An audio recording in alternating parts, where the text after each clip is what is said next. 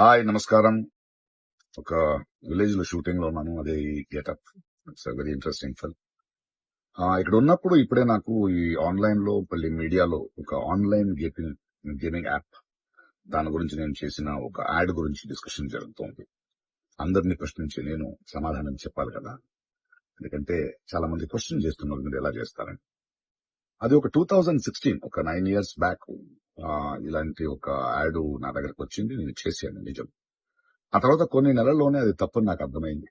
వాళ్ళు మళ్ళీ 2017 లో దాన్ని ఎక్స్టెండ్ చేస్తానంటే లేదండి ఇది తప్పు తెలియక చేసేసాను. బట్ చేసేసాను కాబట్టి అగ్రిమెంట్ మీరు దాన్ని రిలీజ్ చేసి తీరాలి. బట్ 2017 నుంచి మీరు వాడకూడదు, నేను రాను అని చెప్పేసి. దాని తర్వాత అలాంటి ఏ గేమింగ్ యాప్స్ నేను చేయలేదు. 2021 లో కూడా ఆ కంపెనీ ఇంకో కంపెనీకి అమ్మేసి వాళ్ళు దాన్ని ఏదో సోషల్ మీడియా ప్లాట్ఫామ్ లో యూజ్ చేస్తే నేను వాళ్ళకి నోటీసులు, వాళ్ళకి ఈమెయిల్, మళ్ళీ వాట్సాప్ లో పంపించి లేదండి ఇందులో నేను లేను, ఇది చేయకూడదు, కాంట్రాక్ట్ అయిపోయింది, ఇది తప్పు అని కూడా చెప్పాను. వాళ్ళు ఆపేశారు. ఇప్పుడు అది మళ్ళీ రీక్ అయింది.